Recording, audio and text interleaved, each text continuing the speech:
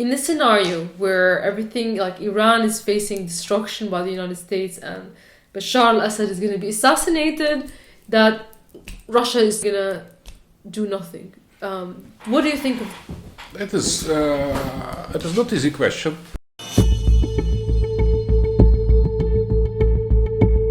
Hi everyone, I'm here in Moscow. I'm with the great Professor Alexander Dugin. Thank you so much for having me here. You're welcome. And my audience might be new to your work. You're a philosopher here, and you you mainly focus on politics and the multipolar world. And I was wondering if you could give a few introductory sentences about what is the multipolar world and to our audience that maybe they don't know about it. A multipolar world, it is not just a strategical picture of the balance of powers in the present day situation. It is as well a kind of philosophy, first of all. Multipolarity is, first of all, philosophy. And the philosophy of multipolarity is based on the presumption, on the main idea, that there is no such thing as humanity. There are plurality of the human civilizations with the plurals, and this plurality cannot be identified with only Western European world. So, but if we consider the majority of the humanitarian sciences, with some exceptions, the structure of these global humanitarian sciences is based on the principle that it is only one way, only one humanity. That is something like the Western civilization. That is a kind of avant-garde, something that goes ahead of all the rest of the humanity, and that is called the West. And this presumption that we only one line of progress, of development, of the social changes and political, economical structures, all that is Western, first of all, and secondly, it is global. So we are dealing with the exaggerated image of projection of the Western values, Western norms, Western principles. For example, human rights, human being as individual, liberation from traditions, modernization of the society, the abandon of the traditional relations between the sexes, the destruction of the family, creation of contractual relations between the people, introducing of the market economy everywhere, and political democracy and civil society. And that is not Western. That is considered to be general, universal. And we are dealing with only one civilization that is already here, or it will be here tomorrow in some time, and that creates a kind of unipolar world vision or globalist world vision. There is the world of tomorrow is already present in the Western civilization, and tomorrow everybody will be exactly like that. So there will be no more states, languages, races, cultures, religions. There will be one world state, one world government, one type of people everywhere, with the same gadgets, with the same things, and following the line of the Western technological, political, economical, strategical, industrial development. So that is unipolar ideology. Yes. Today presented by globalism. So globalist. Yes. But what is important? This vision is distributed in all society. It prevails not only in the West. It prevails as well in the East. For example, education, sciences in Islamic world, in Russia, or in China, or at India, in Africa, in Latin America, everywhere we share the same unipolar vision. All our sciences are based on that, and humanitarian and natural, and multipolarity is a kind of alternative vision. So it starts with the affirmation there we are dealing with different humanities. There is one Western humanity and not Western humanities. For example, Chinese humanity, Indian humanity, Russian, Eurasian humanity, Islamic humanity, African humanity. And they are more or less the same as civilizations with the S. So multipolarity accepts not only the difference in the speed of the presumably unique, universal way of the historical development, following the example of the West, but affirms and believes that each civilization has its own goal, its own direction, follows its own principles, and represent totally autonomous and sovereign world, sovereign cosmos. And that is, for example, Islamic society is heeding its own vision of the future, of the past, of the identity, of what is good, what is bad, what is acceptable, what is despisable, so deplorable. So each civilization is considered to represent a kind of planet. So our planet is the planet of the planets. So our humanity is the humanity of the humanities. Our human earthly civilization is the kind of sum of the civilizations of the earth, Russian earth, Islamic earth, Western earth. So there is not only one humanity, only one society, only one time and space and history. We are dealing with the plurality, and these civilizations should be accepted as such, as they consider themselves, not projecting on them what we think about them from outside. So we need to be honest with them, to accept their principles and to deal with them accordingly. That is multipolarity. And when we try to inscribe or put this multipolarity in the concrete reality, we see that it is not just fantasy or just philosophy, it is already something that is happening on the international level. Mm-hmm. So that is multipolarity, that is the club of BRICS, where we see all these civilizations present, except the Western. So Russian, Chinese, Islamic, African, Indian, and Latin American. So the multipolarity as well could be described as a manifestation of new actors of main international relations, not national state anymore, as was before, but these civilizations represent something like civilizational state or civilization state.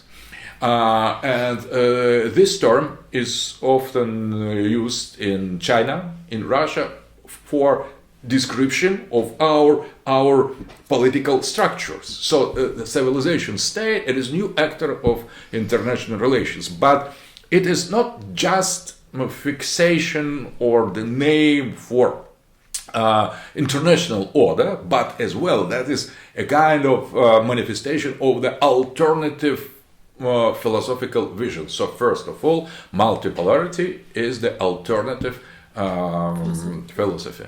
So I'm going to play devil's advocate. because I've actually met people who believe in this unipolar world. The globalists, they think there should be no borders, they support all of the wars, they push all of the color revolutions, even in Iran. And they argue with me that I am hypocritical because I'm calling, for example, in my own country, Syria, like resisting the Al Qaeda terrorists and ISIS and how they wanted to force people to live in a certain way. But at the same time, I don't support the color revolution, for example, in Iran. And they say, well, shouldn't these human rights for women not to wear a scarf, they should be universal. This is their idea, like the universal nature of what is right and for some people and not others. My argument would have been, well, let people decide how they want to live. But in my country, we are just deciding our own. We have a different history. We have Christians in our country. We have people who are, historically different to this, the rest of the Muslim world. Including Muslims themselves, just culturally so. But the argument they would say is that no, the unipolar way is the better way. And I would like to get to the philosophical heart of, if you agree, maybe we haven't made a statement of why multipolarity is better. Even we could say that there'll be less wars, but some people will say that the wars are necessary in answer to that. So, first of all, we could not answer seriously this question in the propaganda way. So, first of all, we should make reality check. In the humanity, there are those who share unipolar world with all the arguments that, for example, they say that there should be universal laws applied to all societies. But why impose on one society, for example, Iranian one, something that the majority of Iranian or all Iranians reject? Why? And reasons on the side of those who are in favor of unipolarity, that is because in the West it is like that. So Western experience and Western history and development of Western culture, Western society, they have led to such, for example, absence of the scarf by women. But what is interesting, that Christian tradition obliged the women, normal Christian tradition, obliged the women to have the scarves and obliged the men, the grown-up men, to have the birds. So that is nothing Christian or nothing especially Western, that is modern. So, and if the Western world has accomplished, has done such shift from the traditional society to the modern society, that doesn't mean that others should absolutely follow the same example. And we see this resistance against modernity, not only outside of the West, but inside of the West. There are many conservatives that would like to conserve their own traditions, values, customs, behaviors inside of Western society. There are so many Christians in the West who don't accept modernity, LGBT values, cosmopolitanism, and other things. So when unipolarism, that is the faith that is belief in universality of the modernity, of the Western modernity, not only of the West. So it is just the part of the Western heritage that coincides with these values. For example, 50 years ago, homosexual, the same-sex marriage would be strictly forbidden and would consider in majority of the American states, for example, as something like public indecent behaviors or maybe crime. So now, now they affirm that only same-sex marriage adopted by the law is something that corresponds to the universal norms and values. So it is completely new, brand new, but they consider that as absolute. And if tomorrow something happens that will prohibit same-sex marriage, for them that will be as well absolute truth. So each day absolute truth that not only is accepted by those who want that, but it is imposed on those who don't want it. So that is a very, very shaky ground to affirm that those who fight for unipolar world, they are fighting for real universal values, because it's just brand new that is shared by the small part of the humanity, and is radically and brutally imposed and enforced to the rest of it. So multipolarity doesn't judge what set of value is better or worse globally or absolutely. It just accepts that, for example, for Islamic society, it is normal to follow Sharia law or Islamic rule, and with respect of the history of one country. In one country it is allowed in other, for example, some element of, for example, of behavior in other Islamic country it is prohibited. So it depends on the cultural historical experience.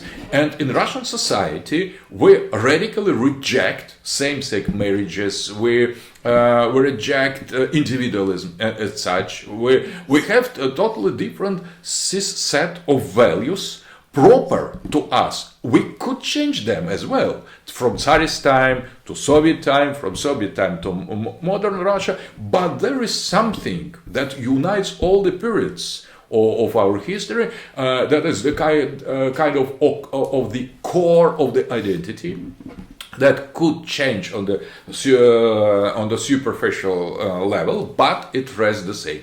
So idea is that civilization is something that lasts long.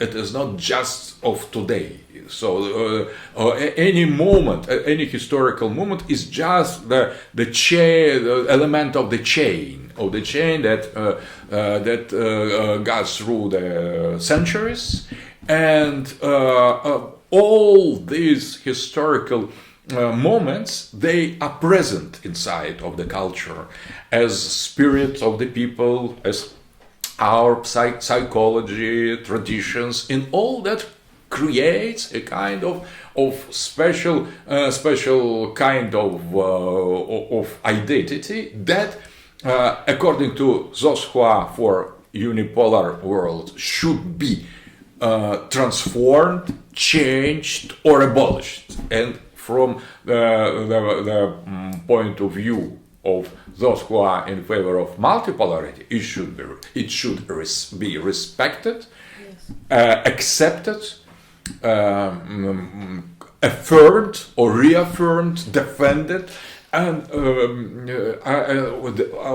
that is a kind of two possible reaction on what is going on. And humanity is split now at two parts: unipolarist on the side of the West, and those and the agents of unipolarity in outside in the other countries, and those who begin to accept the multipolar consciousness, who more and more find themselves to be on the alternative half. And this that is much more important that, for example, difference between Salafi, Shia, more modernized version of Islamic society, because all of Islamic self-conscious powers reject the Western pattern.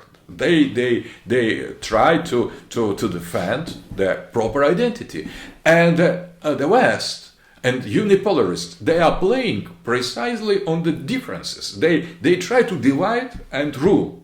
And Putin has said recently, yesterday, that our enemies, unipolarists, they always seek to divide and rule, Yes. and we, multipolarists, we are in search of unification and leadership. So we need to unite, integrate, and lead, not divide and rule. They're totally two different approaches. And now, I think, when we have recovered a little bit, we Russians, about the difficult periods of Ukrainian campaign, we feel ourselves more and more in the position to give to this multipolar philosophy the shape, intellectual shape, political shape, geopolitical shape. And I think that recent visit of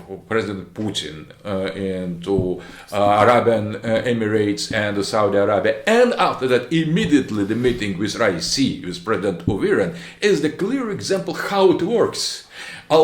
Two contradictory poles, Sunni Arabic Saudi Islam and Shia Persian Iranian Islam, they are totally in total contradiction. They are united, put together in the context of defense of the multipolarity by a Russian leader.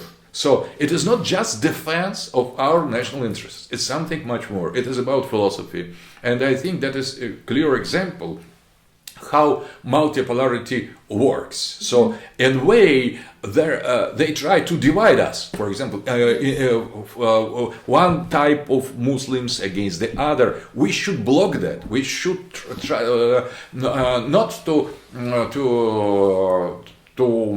fuel these debates or contradictions. They could exist, but we need to understand what is the main enemy of all of us. And that is message as well for many Salafi. Salafi, when you ask Salafi who is the main enemy, they say, Shia, secular Islam, Assad, Ba'athist, Russians, Christians, Kurds.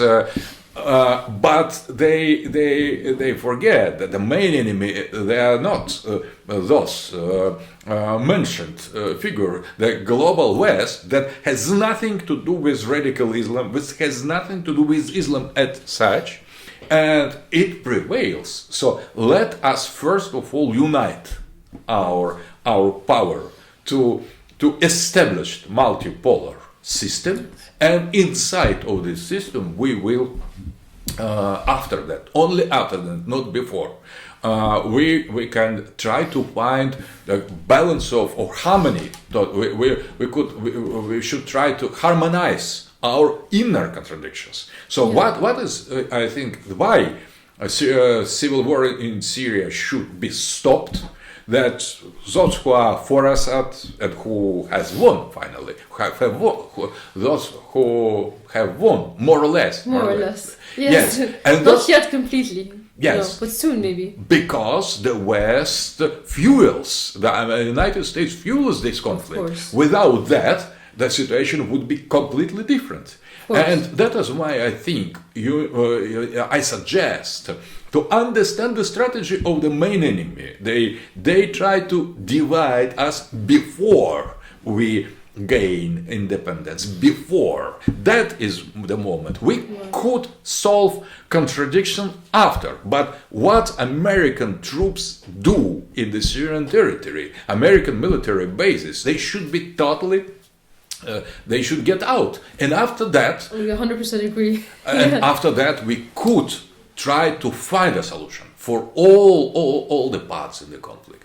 So I want to move then to the Middle East, and one thing you said, which is important, I think, that the multipolar world needs leadership, and I think a lot of us look towards Russia as the leader, and the philosophical heart of that, because historically in the bipartisan world, you had the US and Russia with its Soviet ideology, but now the multipolar world always thinks China is emerging, but Confucius, this is different to, as, especially for the Middle Eastern people, like proximity-wise and culture-wise, I think we historically look towards Russia for leadership in terms of multipolarity and to be a front against US hegemony.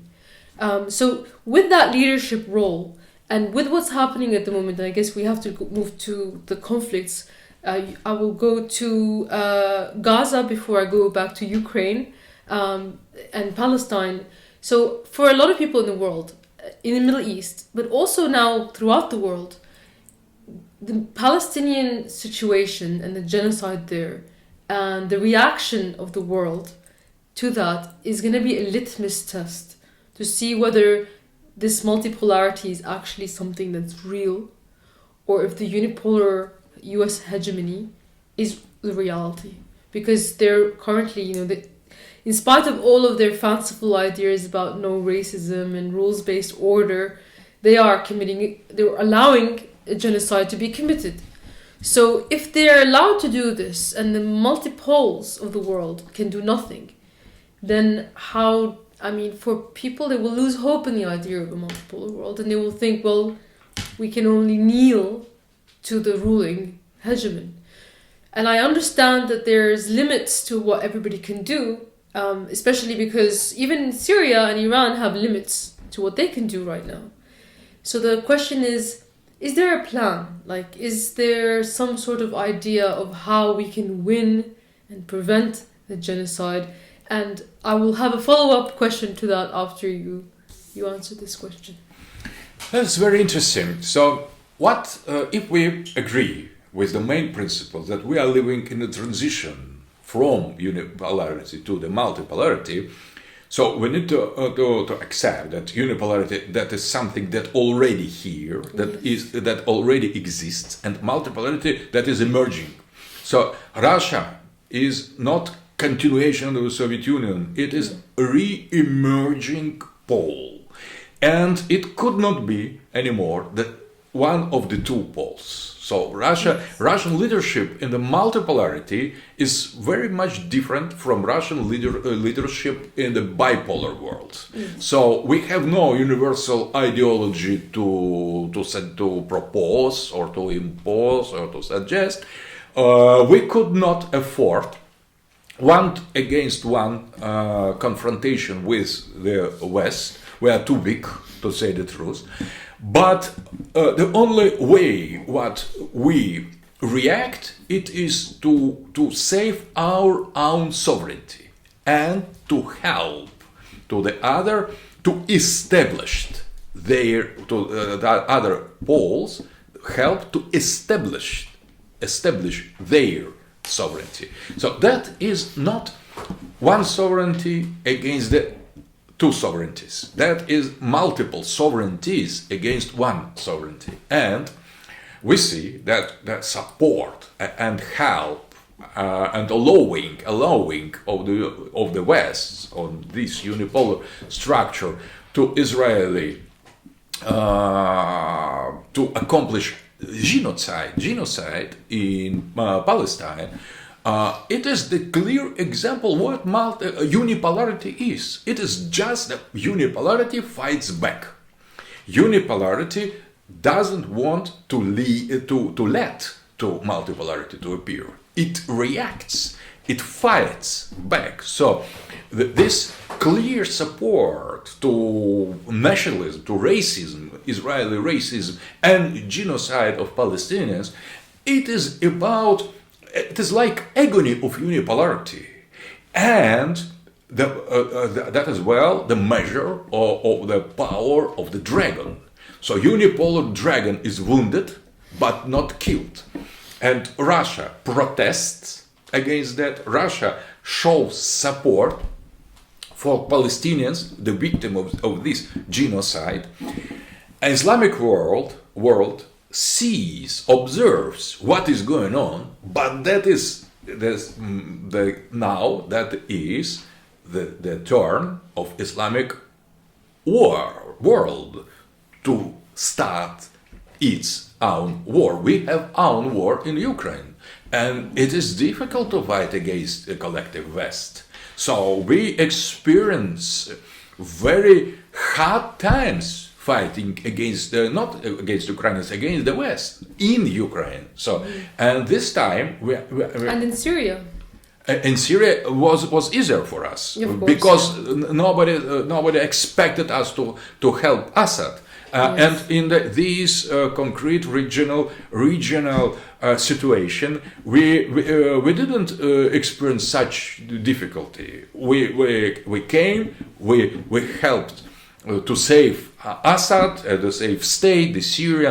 We didn't let the collapse of the situation like in Iraq or in Libya. We have saved Yes, Syria. you have. Syria. Thank you for that. But in Ukraine, we're confronted with much more direct situation. That Yes. is the war against the NATO. The NATO leads this war against us using Ukrainian Nazis, and that is very hard experience. So we are fighting our war. Putin is, I agree, the leader of multipolarity, but not of bipolarity. No. Putin cannot say to Americans, "Stop here! Don't allow your Israeli proxy to kill innocent people in Gaza." We cannot say. We can say, but they don't hear us. Of course. We are in fight. But I am a little bit astonished by the more or less mild reaction of Islamic world. Yeah. So now it is exam for the Islamic pole to enter its own war. And what we see, so Israeli representative in Saudi Arabia, there is no will.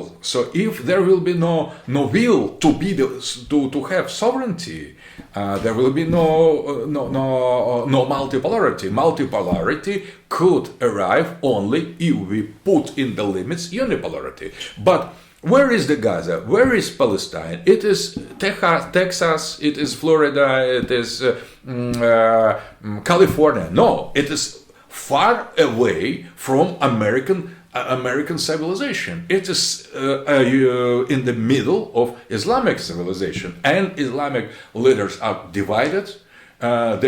They could not find, until now, the power to overcome minor differences and to create a kind of real army to save Arab Islamic population, and they are not only Islamic, but there are Christians there. Yes. But nevertheless, that is a kind of challenge to Islam as a civilization, as a whole. And I think we will have delayed reaction. So Islamic societies, present-day Islamic countries are not ready enough to enter in the direct confrontation with the West. No country alone could afford that. Nobody. But if Islamic country from Indonesia, Pakistan with its nuclear weapon, Iran, Afghanistan, Iraq, Syria, Saudi Arabia, Jordan, Emirates, Egypt, Turkey, Libya, Morocco, Algeria, Yemen would join united. There will be no Israel in one day. Of course. But now the leaders of Islamic world, not Russia, should take this step. This is what I wanted to get the conversation to, because I heard you say that a lot, and I agree with you. The reaction is not to the level that you would expect. There's a reaction on the street, of course, that is increasing, but the governments are not reflecting the reaction of the people. And I think part of that is because those governments are very much puppets that are being paid for by the West. I mean, Egypt is one of the, after Israel, Egypt receives the second most amount of aid from America. Jordan comes up to that. And they're kind of paying them protection money to prevent them from acting in the will of their people. They're saying, here's some money, keep your borders quiet as much as you possibly can. So we have a problem. We have a major problem in the Islamic world. But also, I wanted to, and I agree with you on most everything, but I wanted to challenge maybe the notion of the Islamic world being one pole. It might be more than one pole. And the way that I see it as someone from the Levant is that, and increasingly so since the war in Syria, where we had interestingly, the Salafi world did unite, but they didn't unite against Israel. They united against Syria and Iran and the resistance axis. So when I think about the Islamic world, I think about people who fought against the resistance and the resistance axis on the behest of the United States and Israel. So we're in and I think that they're tired now because they spend all of their energy fighting us, and Syria is also tired because we've been destroyed almost. Iran is maybe the only exactly. So now this thing has started in Palestine, and not everybody is ready. Especially Syria is not ready. But unfortunately, I think they didn't have a choice but to start it now, especially with everything else that was happening around them. But I would argue, and I would love to hear your opinion, that the Levant area, I feel it's like a separate pole. And historically, the heart of civilization of even the Islamic world was a lot of the time, the center was Damascus. And also what makes the Levant, a lot of the people in the Gulf Arab world do see us as other. We dress differently to them, we eat differently to them. So there's limitation to what we can expect from them, because they will say, well, it's not our fight, it's the fight of the people of the Levant. They will say, well, we're historically Aramaic speakers. And I would argue that there's Christians in the Levant, especially Orthodox Christians, and their numbers are dwindling in Palestine, although there's a lot of them in the diaspora. But orthodoxy, if we want to see the rise in orthodoxy, which I think a lot of we're seeing now in Russia, we can't forget about the heart of where orthodoxy started. Without Palestine, without some Orthodox Christians left in the birthplace of orthodoxy, how can we see a return of orthodoxy? So I do agree with you. I think we need to see more from the Muslim world. But even myself as a Muslim from the Levant, I would love to see more of a presence of an Orthodox Christian voice that says, the Holy Land is not just for Jews, it's not just for Muslims, but it's also for Christians, and Orthodox Christians especially. What do you think about that whole? I think that in Russia we have very interesting example how Orthodox Christians could not only coexist with Islamic population, but to be the brothers, to be the same, to form the united society. And Salafis tried to destroy as well this harmony that lasts for many hundred years. And Salafi movement was instrumentalized, weaponized by the West. They serves to destroy Arab nationalism, pro-Soviet tendencies, and Sufi orders, Shia group. So they started as the instrument of the West in the fight against the East, against the Soviet Union. So and they continue to fight against resistance powers in the Levant and Middle East, and against Eurasianism everywhere. So, but now I think, but nevertheless, they had one thing that Islamic country lacked. They have imagined very criminal but unificating ideology. And that Islamic State, Salafi, they have suggested to discard any differences of the Islamic societies and to impose on them very simplified version of how we need to understand Islam without traditional mazhabs. That was the kind of like a Wahhabi. Yes, the Wahhabis. But and I think that Christian population of the Levant is not, to say seriously, very important factor in this, unfortunately, but that is the case. They existed in Ottoman Empire, they existed in Umayyad Empire, Christians. They existed in Abbasid Empire. So they in Caliphate, they had their place. And it lasted more than 1,000 years. Only when the liberals came, when they began this bloody religion fight that didn't exist for centuries.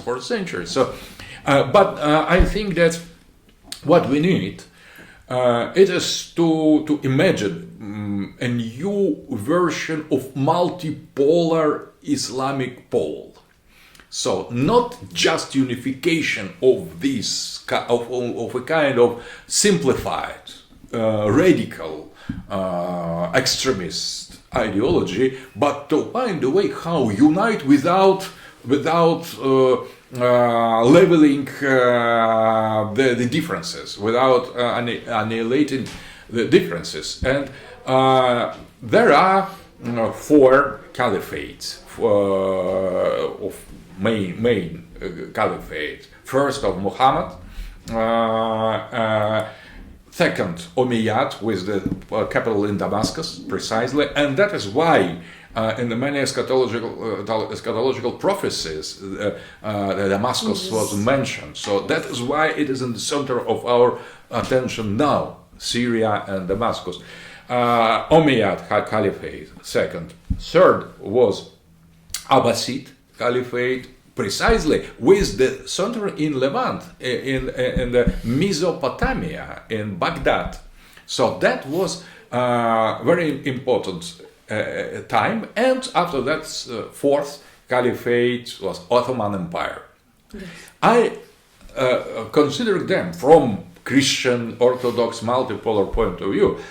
I would suggest to Islamic world today to reconsider the value of Abbasid Caliphate, because it was something unique. It was based on the flourishment of all mazhabs. All juridical schools of Islam were formed in Abbasid Caliphate. There was a peaceful cohabitation and coexistence of Shia, of Sunni, of radical Shia, including different kind of Iranian population that gave such impact on the Abbasid culture, with Greek tendency, Greek philosophy that was called Aristotelian, but that was in the reality Neoplatonic, and that was prosperity for Arab, non-Arab, Iranian, all kinds of people and traditions and regional traditions, all kind of that were flourishment of the Sufism, with all the different tendencies. All think intellectually, ideologically of value in Islam, in my opinion, were created, imagined and developed philosophy, Al-Farabi, Al-Kindi, Ibn Sina. Everything, the greatness of Islam, that was precisely in the Abbasid Caliphate. And now Iraq is liberated from American, more or less Americans. They are the military bases, but Iraq takes more and more the consciousness of its sovereignty. There is Syria, there is Iran, there is resistance all around Iraq, and some part of Iraqis they are the organic part of resistance. But what I think that resistance in present day situation in Lebanon, in Syria, and with Hezbollah, with Iran, lacks some meta vision, the great vision resistance, it is lacks a kind of some flexible ideology that could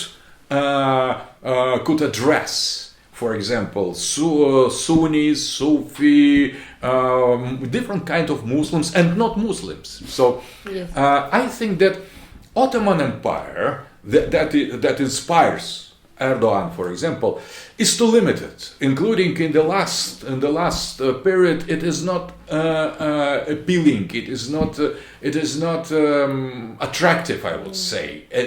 And Turkish rule was not easy to bear for Arabs. So that was some kind of natural refuse to Ottoman plans of neo-Ottoman plans of Erdogan. For that reason, I think that precisely Abbasid Empire could be a kind of that was multipolar inside.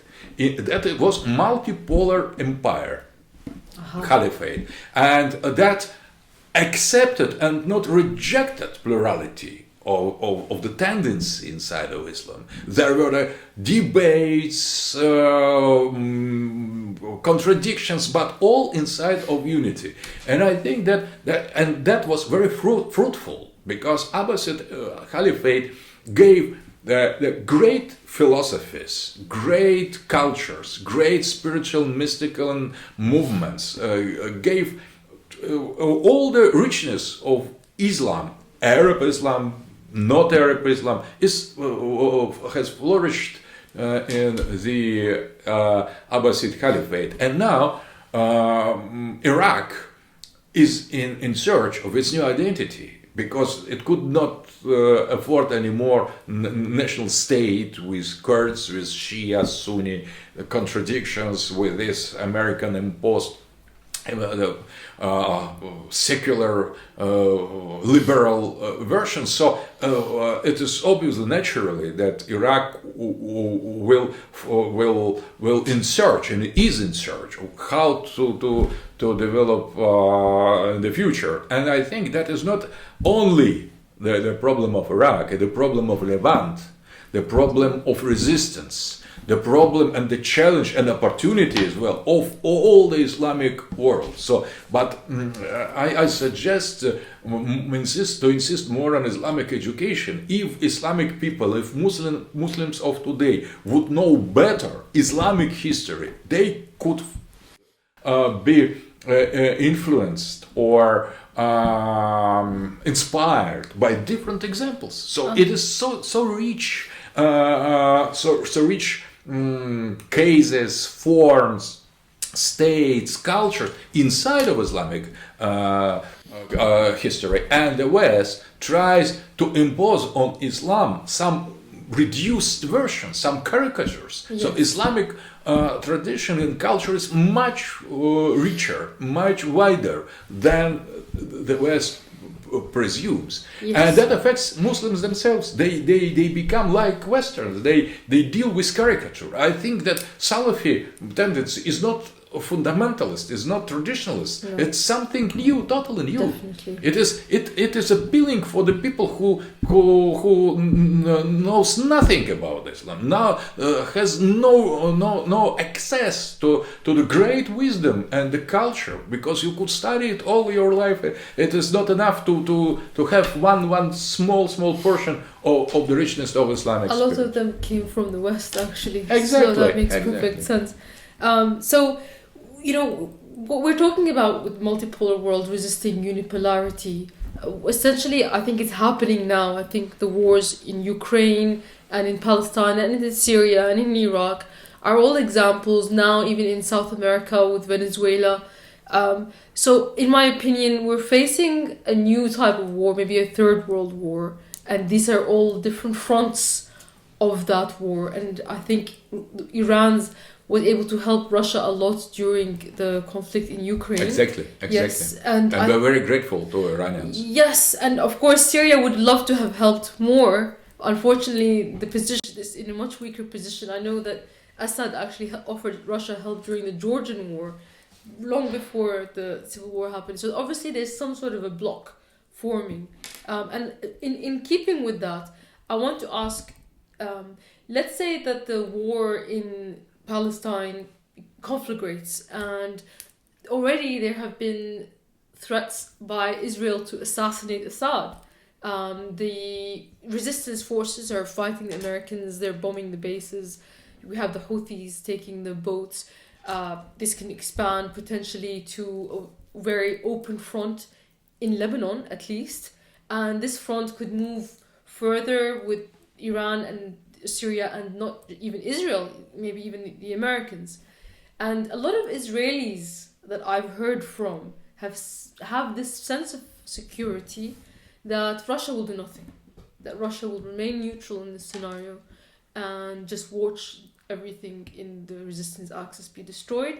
And they cite the fact that Russia has had good relations with Israel, and that there are many Russians of Israelis of Russian descent in Israel, as the reason why they believe that in a scenario where everything, like Iran is facing destruction by the United States and Bashar al-Assad is going to be assassinated, that Russia is still going to do nothing. What do you think of? It is not easy question, but now we are fighting United States of America. We are in fight, in war. So that means that we already participate in the war. That the problem is that Islamic world or resistance doesn't participate yet on the full scale. It may yet, though, in the scenario that it does. Yes, so for example, if we consider that United States of America should fight in two fronts at the same time, that will weaken at least one of them. Mm-hmm. For example, if the start in the Middle East, the real war, immediately our troops will stand at Lvov, immediately, in 1 week. If we will be obliged, the West will be obliged to diversify their power, we immediately wins in Ukraine. But Russia, with Ukraine won, as admitted, it's different Russia. So I don't believe that they could invade Syria or destroy Iran in 1 day, in 1 week. No, that will be the war.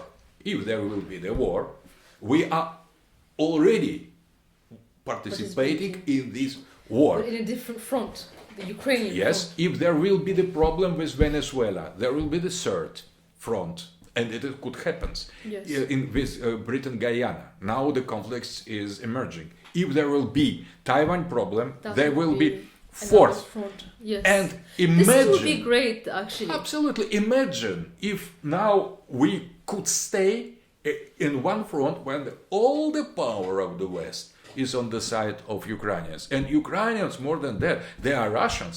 That is why they fight so well. And they are, for example, fighting with Polish, Germans and French. It will be a joke, but we are fighting ourselves. And they are strong Russian men and women.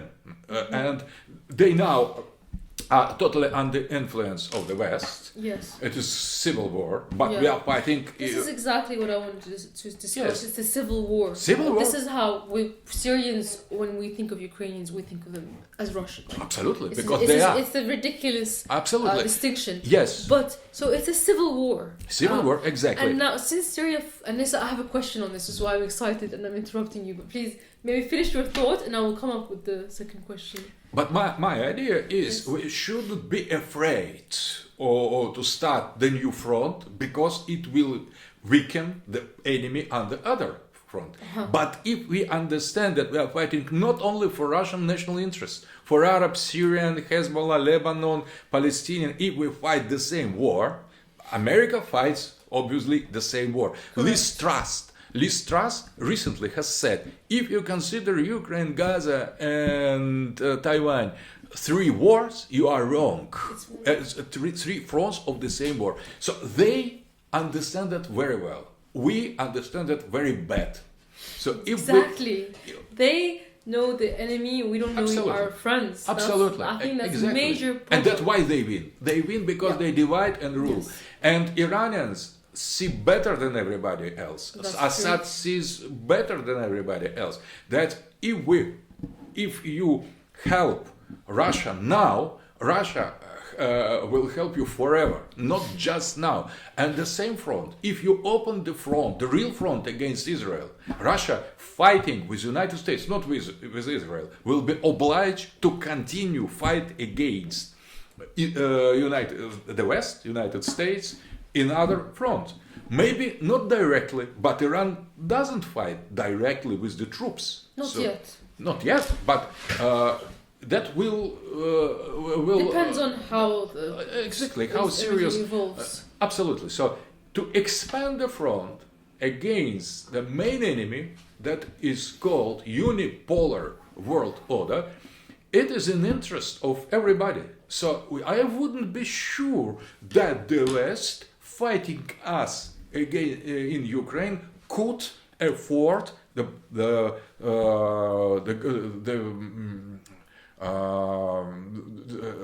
victory, could afford the victory soon in fighting against at least all the Middle East. I think they will let go of the Ukraine front in favor of the Palestinian front. But as with when Ukraine will be ours totally, there will be a new world.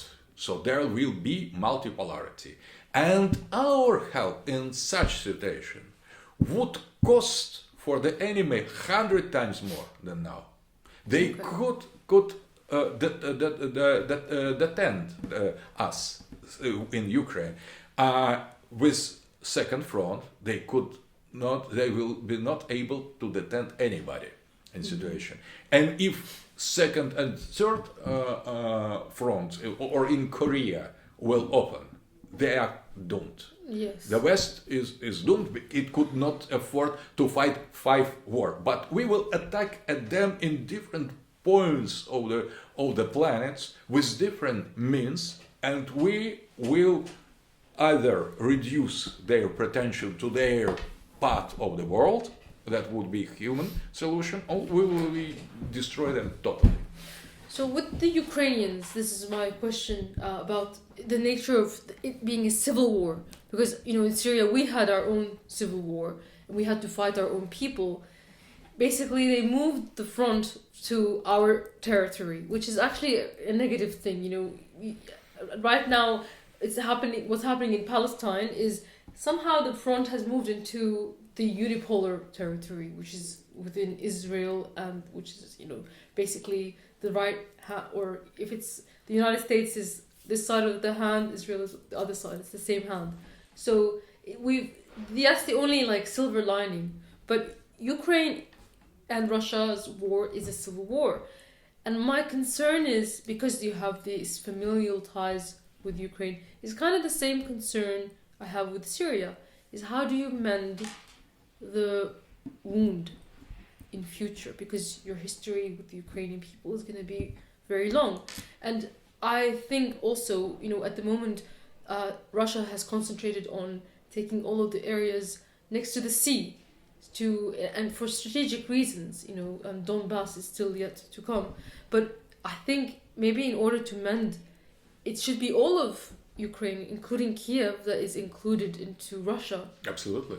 Into new entity, not necessarily Russian Federation. It will be new entity of something like Soviet Union or Tsarist Empire. The new entity where Ukrainian people will participate as such, will not be suppressed or Russified. They are already Russians. So I think, in that sense, to say the truth, I see no problem in that. So how to deal with Ukrainians after the war?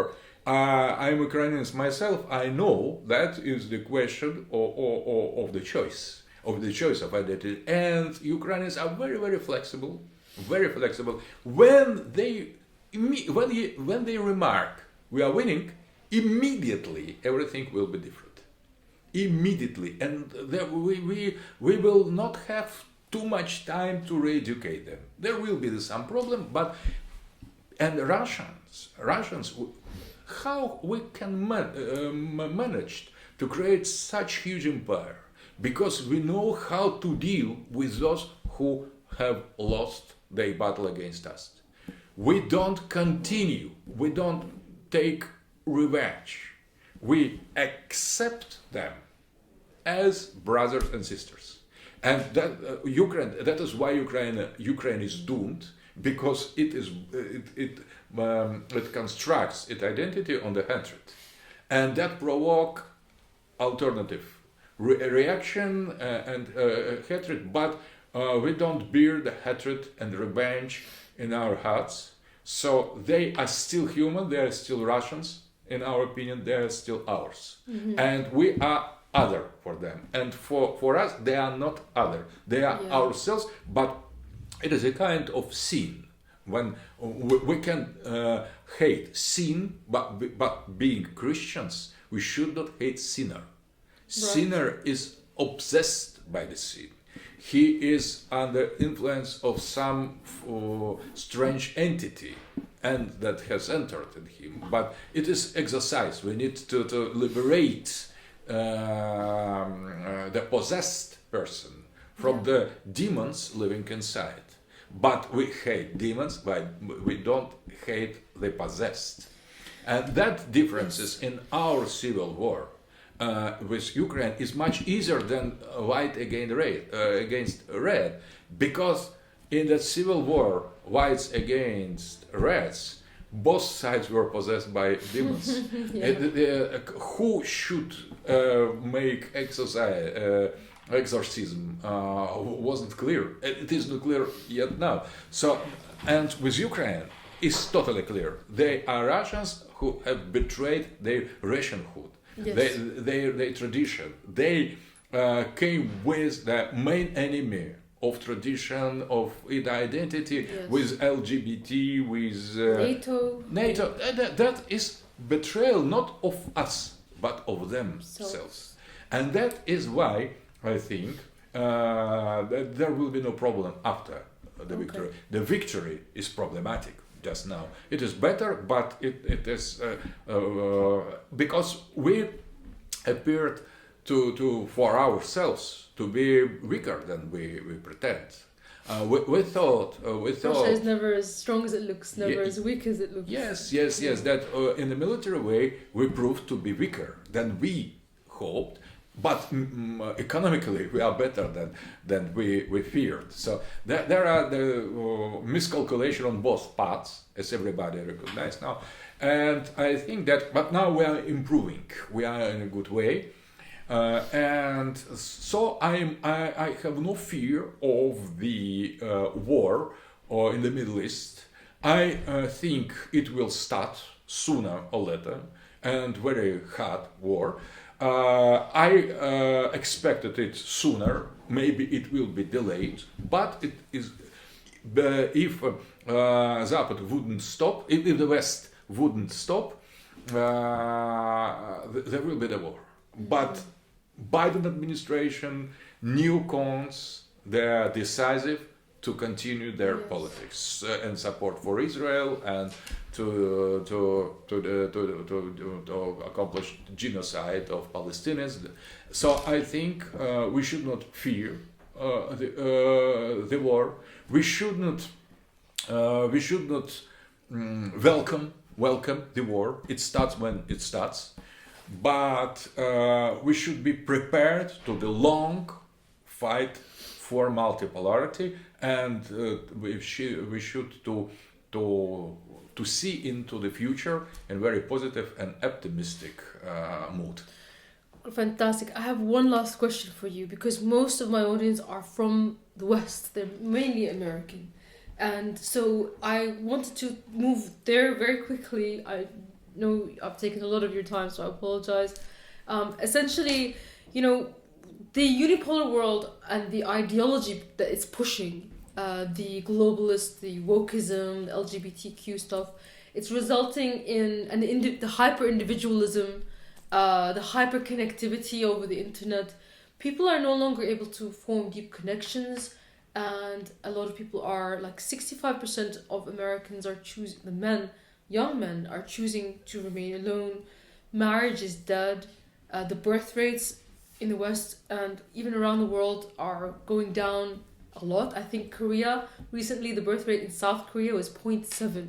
So it's not even a replacement statistic. So with the ideology of the unipolar world, we are heading to extinction.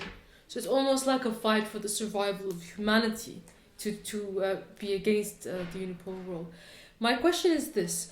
You mentioned the Abbas Caliphate and how we can go backwards. A lot of people don't believe it's possible to go back, as they think that time only moves in one direction, or they believe in the Kali Yuga where it's cyclic. But is it possible to reverse the trend?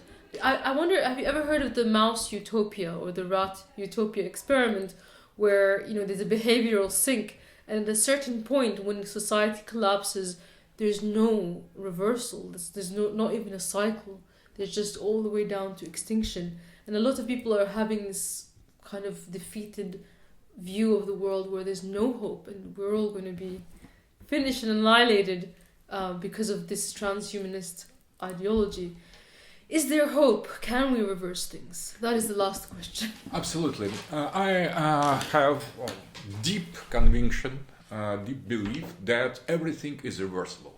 Nothing disappears forever, and everything that has real meaning and a real being, or had real being, still have its place in being. Maybe it is hidden, maybe it is an occultation, but it is always here as a cult imam in the Shia tradition. There is always imam. You cannot imagine the world without imam. It could be open, it could be hidden.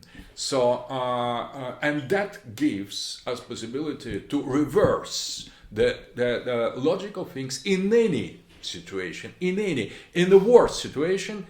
Still the redemption is possible. So, and that is as well the deep truth of Christian faith, because Christianity insists that the God has created the heart of the man with absolute freedom. And if you're absolutely free, you can make absolutely free choice in any situation. In the darkest corner of Kali Yuga, you are not doomed. You can resist, you can revolt, you can say no, you may be punished, you may be tortured, you may be killed, but you still save the dignity of the human being. And I have all the hope in American society, in European society, then in some special moment can reverse the line of, and can revolt against those killers who has usurped the power over their society, and they could restore the order, the dignity, the birth rate, the traditional values proper to the West, proper to their own sacred tradition. The West has lost the sacredness, but you cannot lose sacredness totally. It is hidden, but it is still here. You should discover it. It is difficult. It may be more difficult than ever, but it is still possible. So I believe the revival of American society, of American men and women, and I believe in the restoration of the great state and great normal traditional families in Christianity and the sacredness, as well for the European society. And we don't fight against them. We are fighting against globalists that misrepresent their own society, and and the Western society is the first victim of those killers, those maniacs, those fanatics who now lead the Western world. They lead the world and Western world, first of all, into the abyss. Yes. We should resist, we should react, we shouldn't be afraid, because the truth will win